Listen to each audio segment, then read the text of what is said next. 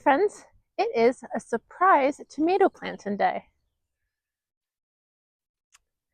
So my plan was not to do tomatoes today. This is my first day off in a very long time, aka 3 weeks. Um, but I've been working overtime every week and I'm tired, so don't come at me. I'm not used to this life. Anywho, it is my first day off. And so typically these days off is when I can get a lot of my work done. Um, the weekends are filled with like house chores and going grocery shopping and running errands and all that fun stuff. So I had big plans today to come out, and I have to run errands later this afternoon. I have some meetings and appointments and stuff I need to be at. But all I want to do today was come out. I wanted to fix my herb garden. My herb garden, the bottom is coming out. So my dad and I fixed it, and the screws just pulled right out. So I wanted to fix that today. I actually fixed that last night. I think I did another fix that'll at least last for a couple more years, and then do another fix and another fix, and then eventually have to rebuild it. But that herb garden right there, I fixed that last night. So that was on today's checklist. So that was already done. And then I wanted to run, I wanted to move my tomato posts. Let me turn you around and show you. So I wanted to move these posts. These posts are about 2 feet in more. But I added a new bed to this space, so I needed to push them back. So I wanted to move the tomato stakes back, and then I thought if I have time, I'll put up the tomato trellis. Well, the tomato trellis got up too. All of that went super quick, no issues, no snafus. That's fantastic. I wanted to clean up the garden. I have a lot of like pots that get left out here and cardboard that needs broken down. And so I did a lot of cleanup, and I just kind of, I'll scan you and show you. I just kind of threw it into that bed right now. That made you really crooked, but um, it's now contained into one bed. I did take a whole load out, and then I have a or not a cabin, but like a greenhouse that I store a lot of my supplies in for the garden, like some of my fertilizers, the rabbit food, the cat food, my shade cloths, all that kind of stuff. So I kind of tidied it up a little bit. That was overflowing out of the shelter, so I pushed it back in into the shelter. So I got all that done in about 45 minutes. Now, the only thing I want to do yet is I do want to, I have blackberries that are coming up over here that I want to dig out and transport to the farm to grow, because I don't have them growing here anymore. So I want to dig them out today. But I have until about 10 o'clock. It's only 8:45. We've got a lot done already today. So I was like, you know what? Let's go ahead and plant our tomatoes. The tomatoes have been living outside for about 2 weeks now. They're very hardened off. And I was like, you know what? We have the time. Let's do it. So we're doing it. So let's talk about the tomato varieties I have. I don't have a ton, but I'll tell you what I have. Okay, so I don't have a huge amount of space. This year, let's just walk with me real quick. This year, my tomato area is going to run the length of, is going to run the length of my garden. So it starts here and it goes the whole way down to the cat house. And so that's not a ton of space. So so I would love to have 20 different varieties of tomatoes. I just don't have the space. One day I will. So when I plant tomatoes, I plant the ones that I know I really like, and then maybe we throw in a different variety here and there. But this year I didn't. Part of the reason, in addition to the space, part of the reason I didn't throw in a different variety to like try something new this year, I have my garden right now. This is the third year, but I have my garden on an every other year rotation. So what that means is when I first started gardening and preserving, it was in much smaller sizes, I guess, or quantities is the better word. I think the first year I did maybe like 20 jars total. The second year I think I did 150. The third year I think I did 300. We have surpassed that. And so if I was to make every single thing that I eat and that I preserve from the garden, if I was to do that every single year, I think it would be well over 1,000 jars in one summer. And that's not counting the other things I make with produce I buy. Like I make French onion soup from onions that I buy. I make baked beans with beans that I buy because I don't grow enough beans to make my own baked beans. So just with the produce that comes out of the garden, I would estimate, and some of the produce I buy, like I buy peaches, I buy apples, but I think my normal pantry is well over 1,000 jars. And so 3 years ago now is the first year that I really burnt myself out canning. And I said, you know what? I'm not doing it anymore. I think it's actually 4 years ago. 4 years ago, I burnt myself out canning. Said I'm done. I'm not doing it. It's too much. So what was happening was I was making every single thing every single year. So like spaghetti sauce. I don't do a ton of spaghetti sauce. So like I was typically making about 4 spaghetti sauces, 4 quarts or 6 quarts a year. And that was 6 quarts that I put on my shelf. And then I'd make chili base, and I'd make tomato soup, and I'd make um, tomato jam, and I don't know, stewed tomatoes. And I was just making them in smaller quantities because I was only focused on like the 1 year mark.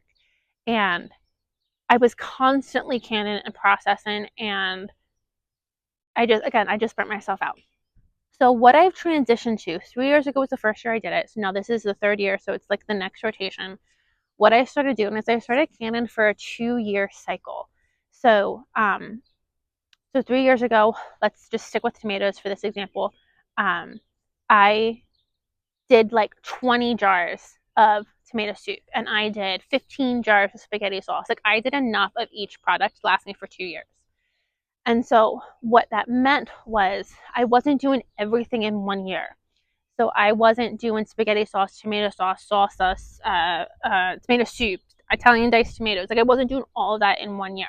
I was doing bigger batches so that the following year I didn't have to upkeep that as much. And so it just made the following year a little easier. I only kind of had to then fill in what was going empty. So 3 years ago, I did a heavy, heavy, heavy push. I filled my shelves with everything, and 2 years worth of everything. So now is the third year. I have some holes coming up, and we're going to refill those holes. But I think what's nice about it is I don't need to do that whole heavy push to get 20 jars of spaghetti sauce on my shelves again. I think I have about 6 jars on my shelf. So I can go back to doing maybe 4 jars of spaghetti sauce, and it gives me a 2 year cycle. I have tomato soup. I think I have plenty of tomato soups. I don't even know if I need to make tomato soup this year because I did it last year. And so then what's nice about like doing the heavy push 3 years ago, and then last year I could just fill in the holes. I ran out of tomato soup last year, so I made a big batch of tomato soup. So now that's good for 2 years. And so I think kind of getting in the mindset of cycling your products so you're not doing everything in 1 year has been really helpful to me. So with that said, I know this is the third year, so I am planting a lot of tomatoes with the intention of preserving a lot of tomatoes. I know I need to make some more spaghetti sauce. I know I need to make some more salsa. So last year I didn't do as many tomatoes because I had a full shelf. I had 2 years worth. So I could plant a smaller amount of tomatoes and then give my garden space to other things that I needed. This year, knowing that I need tomato products, I'm going to take back my space and plant a lot of tomatoes. So that kind of cycle works well for me. And furthermore, what it does is if you have a bad year 1 year, maybe you have a bad tomato harvest, or maybe you get sick and you can't garden, work gets crazy, you don't have time, it gives you the flexibility by kind of having a 2 year rotation on your shelves that if 1 year you don't have the time or you don't have the ability, you're still kind of able to get through until the next year. So I changed how I can with that mindset in mind, having like a 2 year rotation. We're at the end of my 2 year rotation and it's starting to dwindle a little bit, but now instead of having to make 20 jars of tomato soup, or I have that, but 20 jars of salsa, let's say, I think I have 5 left, I can make 15. I can make a smaller batch. So it takes the tomatoes that I have and it makes it go a little bit further. So with that said, when I knew I wanted to plant tomatoes, I know I have tomato products that I really need to focus on refilling it on my shelves this year. I wanted to get tomatoes that I knew were going to do well for me, and I knew that I liked. So we stuck with my tried and true favorites. So some of my tomatoes, I definitely need to buy new seed this year. I didn't buy seed, I don't think, the last 2 years, and it shows. So these are my only 3 yellow Brandywine tomatoes. I might keep all 3. So the second thing I want to do this year is I have a lot of tomatoes. I planted a lot of seed. I'm going to try to sell them, like just put them in pots and put them out on the, like in front of my house and see if I can't sell them to make up a little bit of money for what I spent on all this stuff. So we'll see. So with that said, I'm going to try to sell most of my tomatoes, but I only have 3 yellow ones. So I don't think I'm going to sell these. But yellow Brandywines are, for me, a great producer. They're gorgeous. They're really kind of yellow gold color. Taste delicious, absolutely gorgeous. So I have 3 of those. I think I'm going to keep all 3 of them. And then I did do a ton of Amish paste this year. So I think I'm going to do probably 4 Amish paste tomato plants. We'll see how long everything goes. Amish paste are the best ones for sauces. So knowing I need to do the spaghetti sauces and all that stuff, I did Amish paste this year. Last year when I knew that I didn't really want to do any sauces, then I didn't do any Amish paste. So kind of like planning out what you want to preserve is how you also want to pick out what tomatoes or what vegetables in general that you want to plant. So I have some Amish paste. I'm going to put them back in here. I'm going to find the other one. Cherokee purples are my favorite, absolute favorite tomato. My favorite way to eat these is just a side with some brown butter and some flaky salt. They're fantastic. So I'm doing at least 3 Cherokee purples. I have some more over here somewhere. I love them. They're my favorite. So Amish paste. Okay, here's 6. We'll see how many I do. Put them over there for me. I did a lot of Amish paste. They were new seed and they did great. My next one is Robeson, Paul Robeson. These are a very firm tomato. So the Cherokee purple is also a very firm, meaty tomato, not very juicy. Like when I mean juicy, it doesn't have a ton of that gel on the inside. Same with the Paul Robesons, a meaty tomato, not a ton of gel on the inside, which I like. The gel freaks me out. I know it has a purpose. I don't care. It freaks me out sometimes. So I like the ones that are more meaty. So Paul Robeson is a meaty red tomato, where Cherokee purple is a medium, is a meaty, like brownish, purplish tomato. So I love me some Paul Robesons. I think they have really good flavor. So I'm gonna do, I don't know, probably 2 of them. And let's see. I think that might be, oh, and then I did bread and salt. So I don't remember if I've had bread and salt before. That's just a regular meaty tomato, red tomato. It's supposed to be really good, literally just with bread and salt. That's why it's called a bread and salt tomato. Just eat it from the garden with some salt. So I don't remember if I've ever had this one before. So my problem is I need to mark the red ones. So this one and the Robeson I need to mark so I know what is what, and then I know which one I like the best. Because I don't really want to have all these red meaty tomatoes. I want to kind of pick the one I like the best. But we'll do some of them. There's more Cherokee purples. I think I have 3 Cherokee purples. That should be enough for me. And then Robeson and Robeson. Okay. So I only did, what was that, 5 varieties? Cherokee purple, yellow Brandywine, Robeson, bread and salt, Amish paste.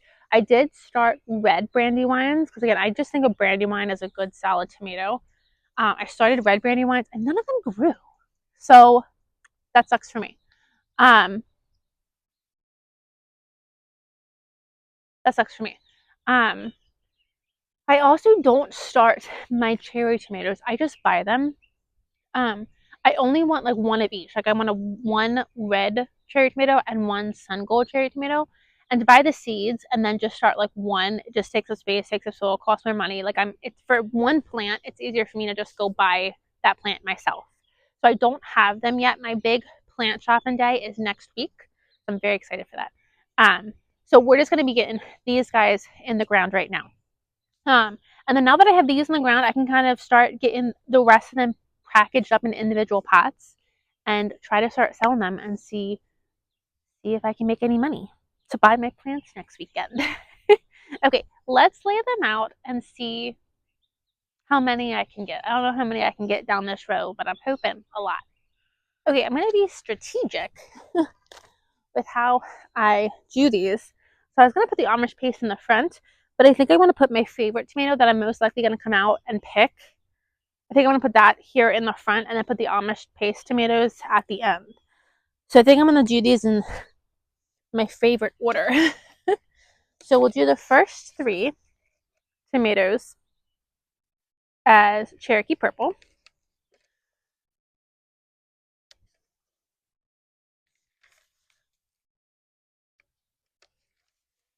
I gotta move the straw in order to get these in the ground, but we can do that. And then we'll see what we can do. We'll do 3 or at least 2 yellow brandies. We'll do bread and salt next. So do 1, 2. We'll do 2 bread and salt.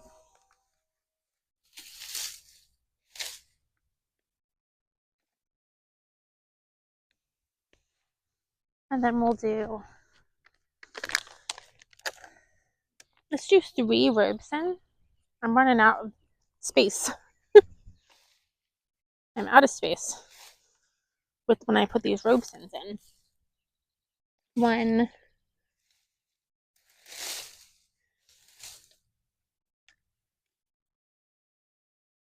2, 3. Okay, and then let's see if I can have space for 4 Amish paste. What is this one? I only did 1 of this one. I did 2. Okay. And then I want 4 Amish paste.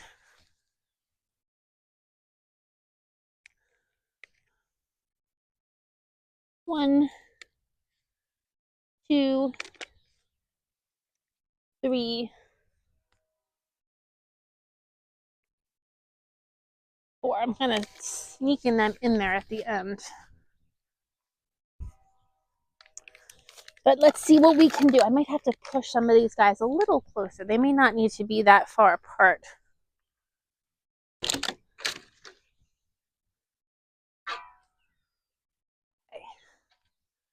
So how I have, let me scoot you guys over so you can see.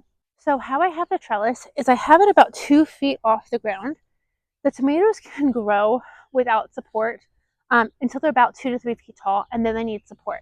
If you put the trellis directly on the bottom, it's just wasted space. So you start it up higher because they don't need support until they get taller. So I have it back here, and then I'm putting the tomatoes directly under it.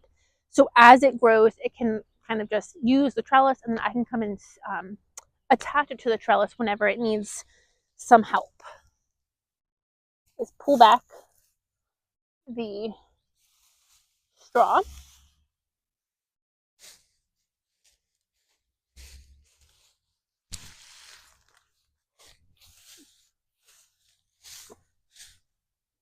And then dig my hole.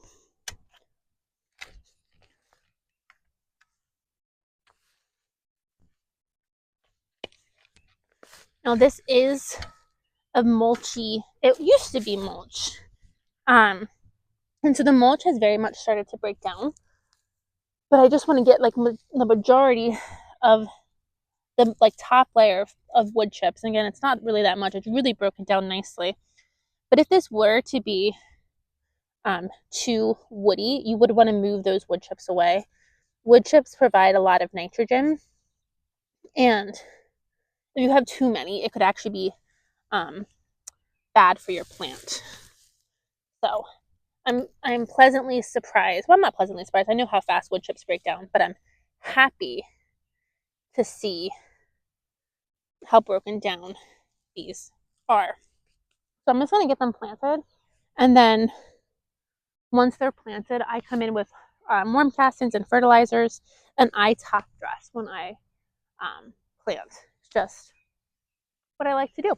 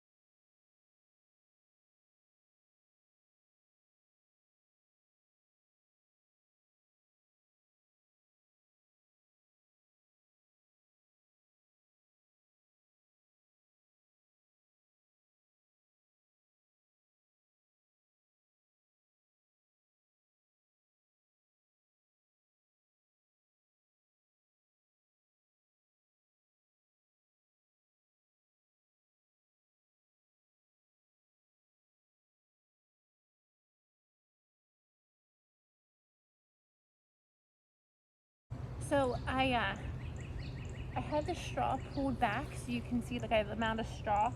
I'm gonna let these kind of soak up that water, and I want to water the soil directly for the first couple of days, and then after the first couple of days I'll pile that straw back up, and that'll help keep that moist. The reason I'm not putting the straw back right now is just honestly my preference. Straw really maintains moisture.